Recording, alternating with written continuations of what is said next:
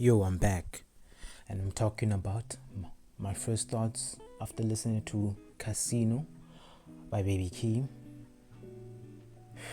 My first thoughts: no filter, no let me sound intelligent, no, oh, I changed my opinion because I heard it from Anthony Fantano or whatever, whatever music reviewers out there that's trying to influence, not trying, people are just following him. But let me not go into deep. The intro, no security, bro. I immediately knew we were in for something special just from seeing that, because I watched the documentary first. Seeing the album cover, the baby picture, reminds me of what? Good Kid, Mad City cover, the original or the deluxe one with the van that we all know. I'm looking at my notes. I immediately knew there was something in. We're in for something very different. The beats are sharper, they are cleaner, less chaotic, less grungy, more focused. It still sounds like Baby Keem, but it's more matured. Like he tightened the screws. Like places where he knew he had faults, he went back and tightened the screws. And I've been waiting for this since 2021. I've been looking forward to hearing from this man again. So when that intro hit, yeah, I locked in. And now, the title track, Casino. And this one stood out first listen. It is real, like uncomfortable real. It made me feel bad for being broke. And I'm not even joking. It feels personal. Watching the documentary before listening, that was a smart move from me. Even though I didn't dive into it too deep, it gave context. I'm still kind of discombobulated from the whole experience, but in a good way. And shout out to Baby Keem. Shout out to Kendrick Lamar too. Dod's presence always adds something. But Keem held his own. No over-reliance this time. Birds and Bees. This one is the one that people are gonna attach to. Easy vibe, it's accessible, but still grown. And that's what surprised me the most. Growth. Everything sounds intentional now. And let me say this, I am not Anthony Fantano, I am not Joe Budden, I am not any of these industry commentators.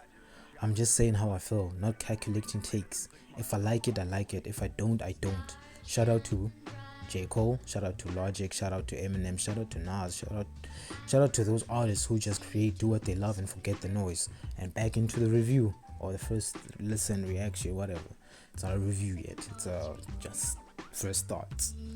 Good flutes, production is insane, and when that singing comes in, I had to check Genius. Who's this? I found out it's an artist called Momo Boyd. She absolutely kills the pre-chorus. Yo, my tongue. And Kendrick being funny, casually referencing Pinterest. That's the subtle humor he does, and I like it a lot. Bro is hilarious. The hook is fire, the production is fire, Keem is fire and locked in. Next song, House Money. Bro, this is hilarious. This is toxic but funny toxic. It almost feels like watching someone get the Drake level reckless with honesty. When he says, I'ma tell you the truth, I'ma never cuff her, I started laughing.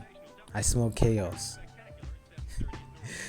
I'm just quoting references here, man. I don't know if I'm even making sense at this point. I'm just trying to put it together. Then we go deep. And that's that moment where it shifts and Keem starts venting.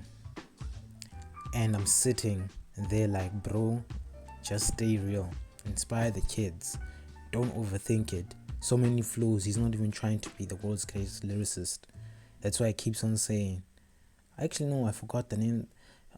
See, I'm even going too fast. I'm talking about I am not a lyricist at this point. He's said that I am not a lyricist. He's not trying to be the world's great lyricist. He's just expressing, and that inspires me. It genuinely made me want to write again. Not to impress, just to own my own voice one day. And that's powerful. Okay, sex appeal. Okay, Too Short. We need to talk about this Too Short feature, right? Too Short is perfect, yeah. That ATL spiral type production is crazy.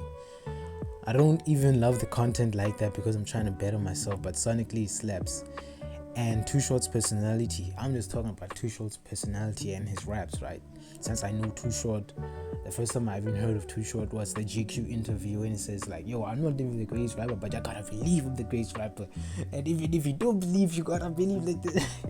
That's where I know Too Short from. And plus, the last year when I started university, I was listening to The Ghetto a lot, and it really helped me get through a lot of things, right? So that's why I say Too Short fits perfectly right here.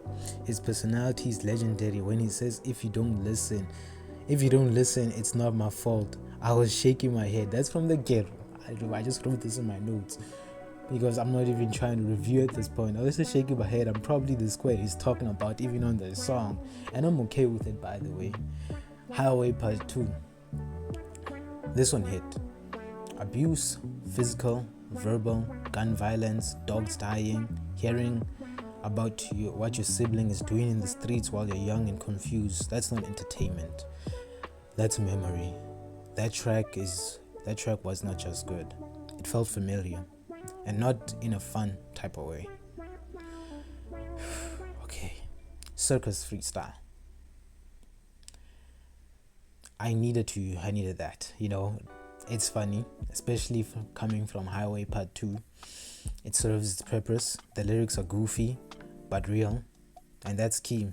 He balances heavy with absurdity, and that's life. Next one, Dramatic Girl. It is simple and relatable. Boy loves girl, they don't talk anymore. He still thinks about her. He keeps it P. It's understated, but it's honest. And then, No Blame, the outro. Dark piano, letter to his mom, energy, vulnerable. I was quiet, actually quiet. And that's when I stopped reacting and just listened. It mirrors therapy, conversations. It mirrors things I haven't told people yet, and things instead of feeling heavy at the end. I'm not even saying what I'm supposed to say right. And instead of feeling heavy at the end, I felt relieved.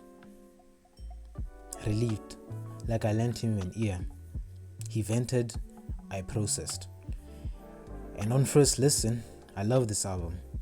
Not because it's trendy, not because the industry will tell me to, not because it sounds good and it reflects parts of my life I don't usually speak on.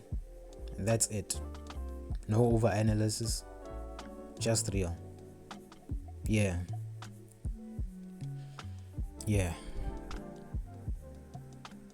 And if you like the video, man, please leave a like.